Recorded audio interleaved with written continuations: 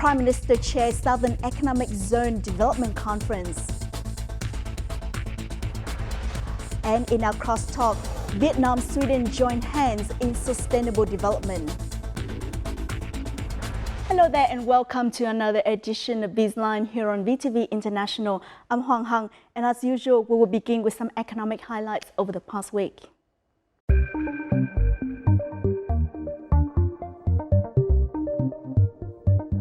Prime Minister Nguyễn Xuân Phúc chaired a conference on the development of the Southern Key Economic Zone on Monday in Biên Hòa City, Đồng Nai Province.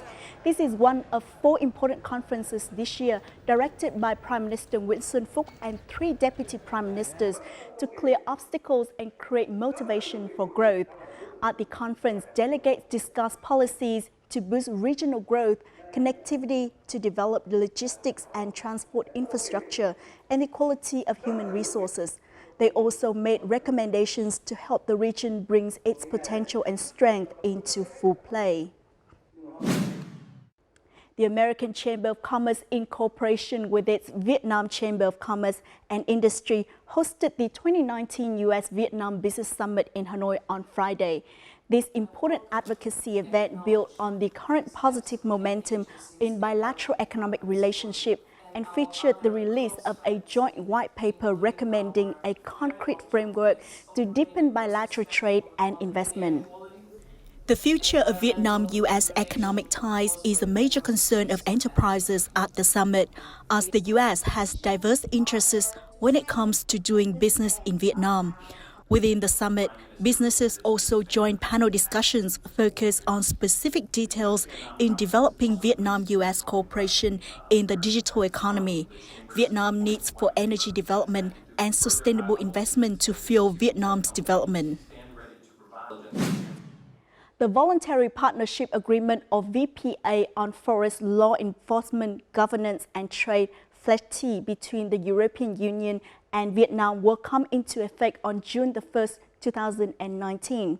The Ministry of Agriculture and Rural Development and the EU mission in Hanoi jointly held a press conference on Wednesday to announce the end of the ratification and approval process of the agreement. Vietnam is the second country in Asia that the bloc has signed a VPA FLEGT with after Indonesia. The EU is the 4th biggest import market of Vietnamese wood products. In recent years, wood exports to the market have accounted for 13 to 17% of the total turnover of Vietnamese timber products. The Seafood Expo Global in Brussels, Belgium was inaugurated on Tuesday and witnessed the participation of many Vietnamese businesses. This event is a specialized fair only open for enterprises in the sector of fishing and seafood manufacturing and trading. More than 2,000 enterprises from 88 countries and territories are attending this 3-day event, the largest seafood fair in the world. And the Vietnamese Agro Product Processing and Market Development Authority held a forum to promote Vietnamese seafood products and Vietnam's effort to prevent illegal fishing. The Ministry of Agriculture and Rural Development organized a conference on Monday in Sơn La Province to promote the sustainable development of fruit in northern provinces. Although it considered one of the key areas in restructuring the sector, not many localities have made any breakthroughs. Sơn La has become the largest fruit growing area in the northern region and is a good example for other localities to learn from in terms of exploiting untapped potentials. Large enterprises participating in production links will be the basis for Northern Fruit Zone to achieve breakthroughs. Mobile phones, cameras, perfumes, cosmetics, game services business, spas and beauty parlors may soon be subject to a special consumption tax. This was the proposal of the Ho Chi Minh City People's Committee to the Ministry of Finance. According to the City People's Committee, although they are not high-class goods services, mobile phone, cameras, cosmetics and game business services are also not considered essential. Perfume and beauty services are evaluated as high-class groups, so if the special consumption tax is applied, it will only affect people with higher incomes. Up until now, the special consumption tax has only been for goods and services that are non-essential or even harmful for customers, the environment, or the community. Those are some highlights in our economic scene. Up next in our crosstalk, we will take a look at how Swedish companies promote the values of sustainability in Vietnam.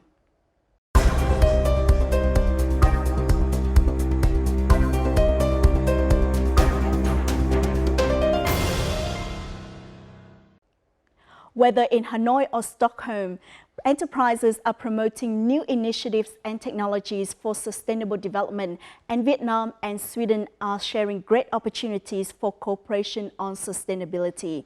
This is the opinion voiced at the Vietnam-Sweden Business Summit held in Hanoi this week. The summit is one of the most important events to highlight the 50th anniversary of diplomatic relations between Vietnam and Sweden.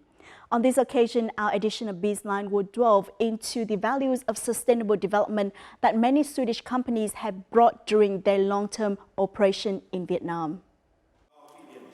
Leaders from over 50 countries and Swedish financial institutions were present at the Vietnam-Sweden Business Summit held on May 7th in Hanoi to discuss solutions for sustainable development. Sectors connected to sustainability such as energy, waste management, innovative healthcare and education are what the Swedish companies specialize in. We see Vietnam continuing to grow, but that means it's more electricity. It needs more electricity. And the best way to get that is to not build new coal-fired plants, but to use the great renewable energy resources. That could be solar, but we also have technology for wind. And there, ABB will help take the power that's produced from the solar panels, transform it so that it's reliable, power that can be integrated into the national grid. In the past 25 years, ABB's electrical equipment has been used to increase the energy efficiency of many big projects in Vietnam. The solar panel system in Bắc Ninh province is the most recent one. The stories of Swedish companies in Vietnam have been observed by experts and believed to be suitable for the current phase of Vietnam's development.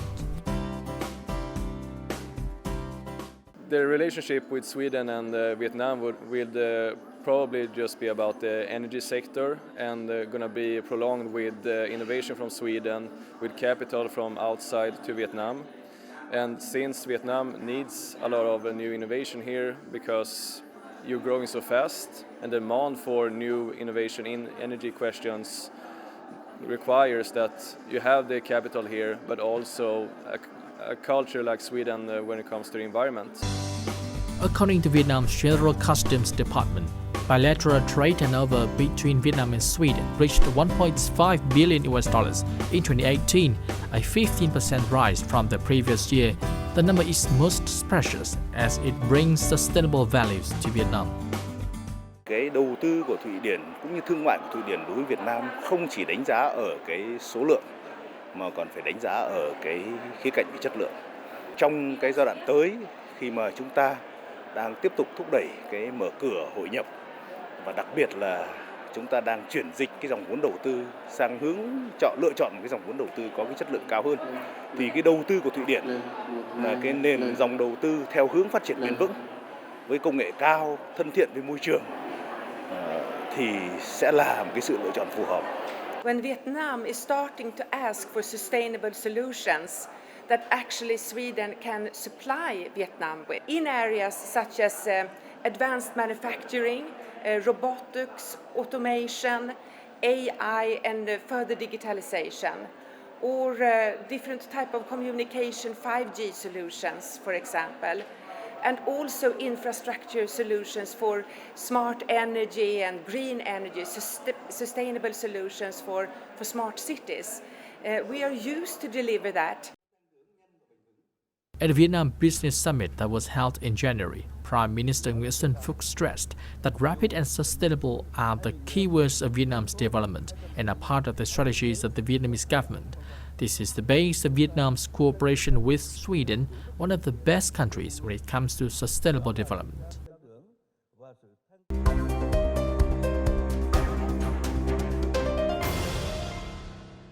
Our reporter had a talk with Mr. Jeff Philcow, Managing Director of Tetra Pak Vietnam, to have a deeper insight into sustainable development and what it means for the cooperation between Vietnam and Sweden. Thank you, Mr. Jeff, for joining our interview today. My pleasure. So as we are here for the Vietnam-Sweden Business Summit, can you share your observations of the stories of Swedish companies in Vietnam in the past decades? It all goes back to 50 years ago when Sweden and Vietnam on a government level formed a really great partnership of collaboration. Since then, many Swedish companies have entered business in Vietnam solving problems. And I'll give you an example. So for example, Tetra Pak has been in Vietnam since 1994. And what problems did we solve for the Vietnamese society? Two primary problems in the very beginning. One was on food safety and food availability. I'm going to give you an example. Through the innovation of Tetra Pak, we were able to allow dairy, milk products to be produced and consumed by Vietnamese consumers without needing items like refrigeration because of the technology we have. I mean, you can certainly find many good examples. Certainly Ericsson has played a really important role in communications. ABB has played a very important role on productivity and innovation when it comes to automation. But you can certainly find many examples of how Swedish companies have really changed the lives for Vietnamese businesses and consumers for the better. And in return, the Vietnamese consumers and society have made our companies better as well. And why is Vietnam an attractive market for Swedish companies? When you look at Vietnam, what makes the market so attractive? Firstly, it's population. It's the third largest population with nearly 100 million people, so the third largest in Asia. So that makes it attractive. The average age of being 37, so it's a young and vibrant society that is very skilled, with a very skilled workforce. From a company perspective, those all are very attractive.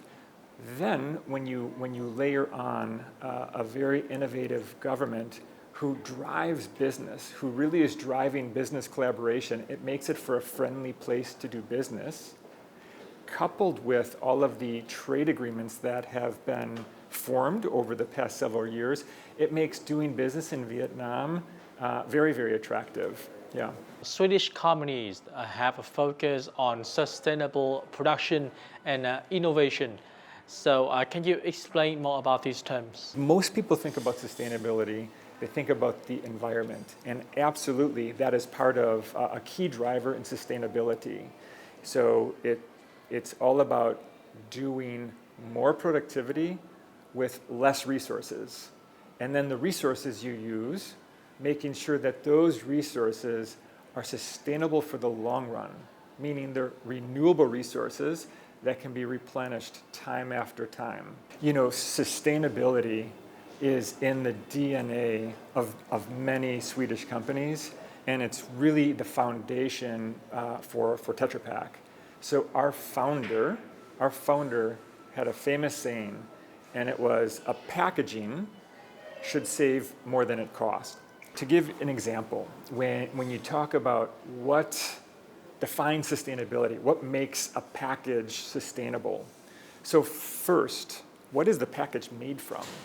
In the case of Tetra Pak, our packages are made 75% from paperboard.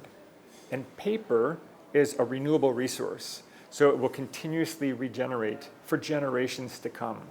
So unlike a fossil fuel that once it's used, it's depleted for its period of time, a renewable material like paper is sustainable for the long run.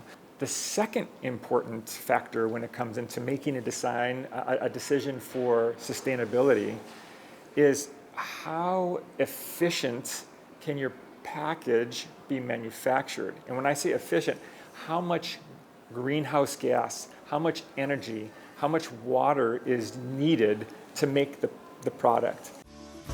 Tetra Pak is a Swedish company and also one of the leading food packaging and processing corporations with sustainability as its core value. Over 8 billion packages provided by Tetra Pak in Vietnam in 2017 are made from paper collected from newly grown and sustainable forests, certified by Forest Stewardship Council. Tetra Pak packages are made mainly from paperboard, which is a renewable material. We are also using bio-based plastics, which means instead of plastics coming from oil, we use a renewable source like sugarcane. And our ambition long term is that all our packaging will be made from only renewable materials. The company also introduced the e-beam technology for sterilizing packages with electronic beams. This helps food producers save 50% of energy during production. This tech is as effective as urine hydroperoxide, but is guaranteed to be more environment friendly. Tetra Pak is also working with ABB to develop an energy assessment program in order to reduce energy used in production and production costs. Protecting futures is all about our promise to use resources efficiently, to use them in a way that they are properly managed, that we use renewable energy, that we reduce our carbon footprint, and we work with recycling at end of life. In the past 25 years of operation in Vietnam, ABB has been one of the most notable Swedish enterprises. With projects on effective energy use, ABB Vietnam's electrical equipment has been used in automation at Núi Pháo Mine in Thái Nguyên Province, the robotic packaging line of Vinasoy Factory, energy-saving solution at Cao Sơn Mine in Quảng Ninh Province, power management in the central cities of Da Nang, Huế, Quy Nhơn, and power saving at the National Assembly building lighting system. The digitalization of freshwater distribution system in Ho Chi Minh City. So whether that is delivering smart cities, intelligent factories, smart grids, renewable energy solutions, or indeed electric vehicles, we will see many exciting technologies come to Vietnam. We will be focusing on our key customers in utilities, in industry, in infrastructure and transport, and working with them to deliver the exciting, smart and sustainable future for Vietnam.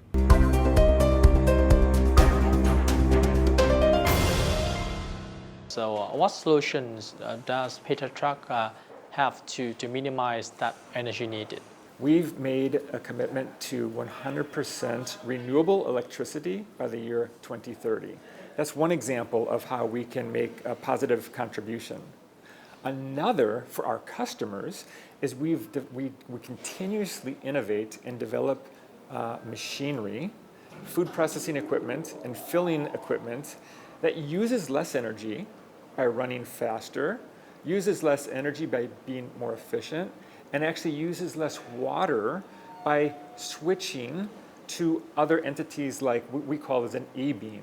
So essentially finding a way to eliminate the use of electricity and water for our customers with advancements in technology. These are just some examples of how we're leading the way for a more sustainable future. Not only for us, but we're helping our customers solve their problems too.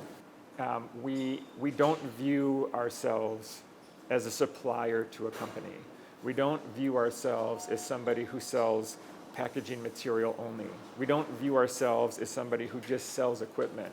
We are partners with our customers. In Vietnam, we are their partner and they are our partner.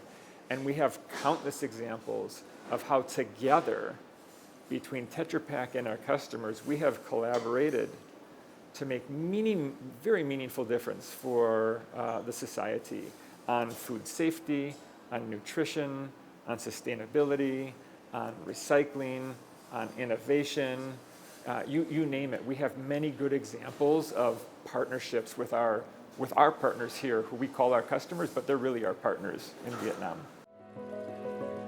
Investment in social programs is one of the ways for Swedish companies to promote their sustainable values in Vietnam. At the end of 2018, Tetra Pak initiated the program 1 Second of Action to Protect the Environment. Accordingly, students were instructed on what to do with empty milk packages, including folding the package and putting it to the recycle bin. Furthermore, students were encouraged to save electricity and water in daily use and reduce the use of nylon bags. After more than a month, the program achieved spectacular results, with over 206,000 seconds of action in over 4,000 videos submitted by students. Thanks to the project, Tetra Pak presented 20,000 packages of milk to poor children at Bintre SOS Children Village. Protecting food is our promise to always deliver safe food.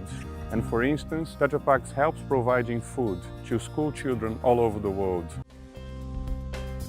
AstraZeneca, a leading corporation on medicines based on inventions, has 25 years of experience in Vietnam. The company collaborated with the Vietnamese Ministry of Health to launch a program for a healthy lung in 2017. The program included a $1 million investment to raise the quality of services for outpatients who have chronic obstructive pulmonary disease in Vietnam. We have rolled out several sustainability programs like Healthy Lung to make sure people can have a better lung disease education. We have rolled out programs like Young Health Program with Plan International to make sure younger generation and the youth can be educated on disease prevention and avoid non-communicable diseases. Recently, AstraZeneca also invested $20 million into the pilot experimental treatment for cancer in Vietnam for the 2017-2019 period. The program is meaningful as the number of new cancer cases in Vietnam rises continuously, and the fatality rate is 56 out of 185 countries and territories, which is considered a high rate.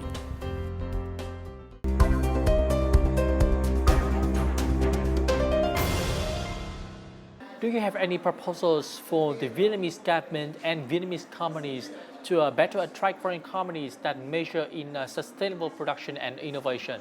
In Vietnam, Tetra Pak has been working on activities for recycling for the past 12 years. And that is awareness programs, it's school milk recycling programs, it's working with recyclers to help make investments if need be, to help educate how we can make the most optimal way to collect, recover cartons. But more needs to be done. One company cannot solve this alone. Ideally, it's best done by the industry, and most ideally, it's done with collaboration between the public sector and private sector.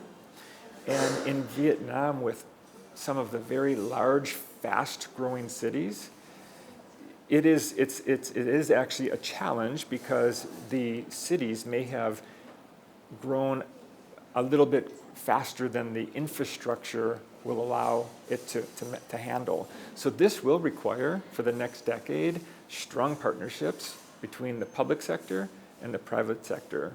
And Tetra Pak is absolutely willing to be a leader and a strong partner along the way. So I don't think it's a lack of willingness at all. I think what we need as an industry and as a society is better collaboration, to a better platform to enable all to participate and to contribute.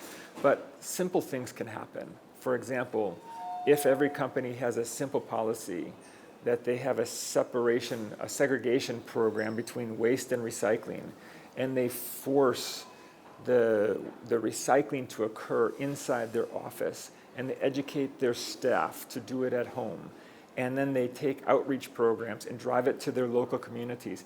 It has to start with somebody leading the way, and the best way to do it is start with the companies who have high influence and who have high following, and this is the way that we'll make change happen together. Thank you again for joining our program. And thank you for having me on the show. It's been a pure pleasure. Sweden was the first Western country to recognize and establish diplomatic ties with Vietnam 50 years ago. The country has always been a trusted and committed partner of Vietnam since the beginning, through the renovation period and now when sustainable development is most needed. Crown Princess of Sweden also affirmed that economic development is creating challenges such as pollution and pressure on infrastructure, but also paves the way for new sources of energy and drivers for sustainable society. Swedish companies who regard sustainability as their backbone will continue to share experience and expertise with Vietnamese partners in the coming time. And that also wraps up this edition of BizLine. In the meantime, you can log on to our official website at vtv4.vtv.vn or simply download our app VTV Go and search for VTV4. Goodbye for now and thanks for stopping by.